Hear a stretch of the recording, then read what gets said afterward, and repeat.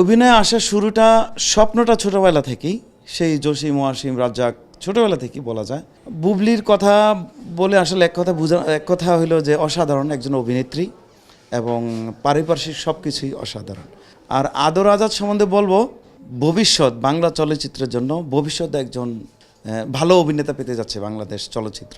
আসলে পিনিক নিয়ে অনেক কিছুই বলার আছে, কিন্তু অল্পতে যেটা বলি, পিনিক হলো এমন একটা সিনেমা, খুবই মৌলিক একটা সিনেমা যা মানুষ দেখে নাই এবং একবার সিনেমা দেখতে বসলে সেটা শেষ করতে হবে বসে। যে একটা মানুষ সিনেমা দেখতে বসার পর মনে করে যে এর পরের দৃশ্যতে এটা হবে, পরের দৃশ্য এটা হবে, এরকম কিছু বোঝার কোনো উপায় নেই।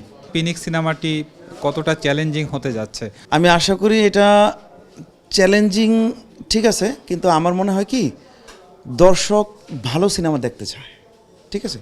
সেটা যেই হোক, যার সিনেমাই হোক, সেটা বিষয় না। দর্শক সিনেমাটা দেখার পর যদি প্রথমত মনে করেন একজন দেখার পর যে জিনিসটা আসে, যে রিভিউটা আসে, সেটার উপর ডিপেন্ড করে পরবর্তী সিনেমাটা চলে।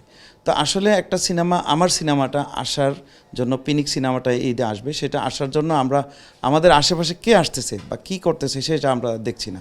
আমরা শুধু আমাদের সিনেমার মেরিটটা জানি যে এটা সিনেমা একটা সম্পূর্ণ মৌলিক এবং অসাধারণ একটা সিনেমা হচ্ছে, সেজন্য এটার প্রতি আমি আশাবাদী। অভিনয় জগতে আসার একটু স্টোরিটা জানতে চাই, কিভাবে শুরু, কোথা থেকে শুরু? অভিনয়ে আসার শুরুটা স্বপ্নটা ছোটোবেলা থেকেই, সেই জসিম ওয়াসিম রাজ্জাক ছোটোবেলা থেকেই বলা যায়। আর স্বপ্নটার শুরু হয়েছে, আমি একজন প্রবাসী, বেলজিয়ামে থাকি, ওইখানে থিয়েটার করতাম।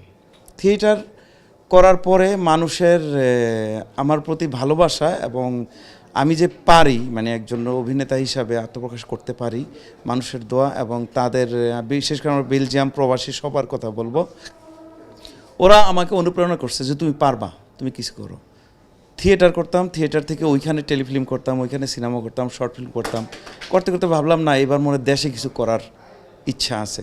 আমি ওইখানে আমার মোটামুটি ইউরোপ অনেক দেশে চিনে, কিন্তু বাংলাদেশে কেউ আমাকে চিনে না। তখন আমি 2017 সালে একটা সিনেমা করলাম এখানে, যদি তুমি জানতে। আমার ওইখানে অভিনেতা ছিল তানিয়া বৃষ্টি, রসুল ইসলাম আসাদ, মনিরা আপা, আরও অনেকেই ছিল পরিচিত। সেই পরিপ্রেক্ষিতে আরও 3টা সিনেমা আমি করছি, ওই কাজগুলি হয়তো শেষ হবে, এই সিনেমার পরে ওইগুলি শেষ করব। কিন্তু এই সিনেমাটা খুবই অসাধারণ, এই জন্য আমি এটাকে একটানা শেষ করে এই ঈদে রিলিজ দিব। আর এইভাবে আমার সিনেমাতে অভিনয়ের যাত্রা শুরু। আসলে বাংলাদেশের শোবিজ ইন্ডাস্ট্রিতে আসলে সেই দেশের, মানে দেশের বাইরের শোবিজ ইন্ডাস্ট্রির সাথে আসলে ঘাটতির জায়গা আপনার আসলে দৃষ্টিতে কোনটা?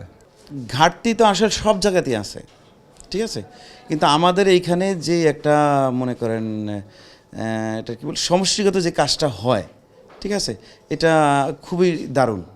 যেটা হয়তো ভাষায় আমরা হয়তো একটু টাইমের হেরফের হয়, কিন্তু তারপরও সবাই সংঘবদ্ধভাবে যেভাবে কাজটা করে, অন্য জায়গায় এরকম হয় না এবং এইখানে একটা ফ্যামিলির মতো হয়ে যায়।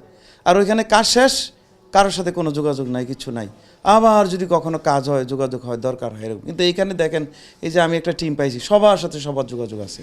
সিনেমা করি না করি, আমি সেই 6 বছর আগে সিনেমা করছি, অথচ এখনও আমাদের ওই আর্টিস্ট, ওই টেকনিশিয়ান, ওদের সাথে যে একটা ভ্রাতৃত্বের সম্পর্ক, এটা হয়ে যায়। এই বাংলাদেশে এই একটা কালচারাল বিষয় সবচেয়ে বেশি আমাকে ভালো লাগে আর কি, আমার কাছে ভালো লাগে। যেহেতু বুবলি এবং আদর আজাদের সাথে কাজ হচ্ছে, তাদের নিয়ে যদি একটু কিছু বলতেন, আসলে তাদের সাথে অভিজ্ঞতা কেমন হচ্ছে? বুবলির কথা বলে আসলে এক কথা হলো যে অসাধারণ একজন অভিনেত্রী এবং পারিপার্শ্বিক সব কিছুই অসাধারণ।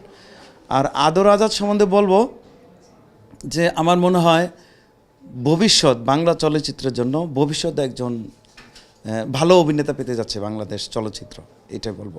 হিরো হিরোইন পাই, নায়ক নায়িকা পাই, কিন্তু অ্যাক্টর আর অ্যাক্ট্রেস পাই না।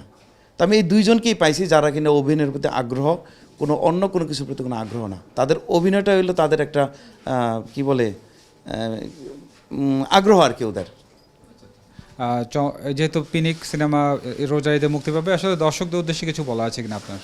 দর্শকদের উদ্দেশ্যে বলবো যে পিনিক একটা অসাধারণ সিনেমা, আপনারা এটা দেখবেন, দেখার পরে যদি ভালো লাগে তখন আপনি আপনার অন্যান্য বন্ধুবান্ধব যারা আছে, যারা সিনেমা প্রেমী, তাদেরকে বলবেন এবং আমি 100% আপনাদের কথা দিচ্ছি সিনেমাটা আপনাদের ভালো লাগবে।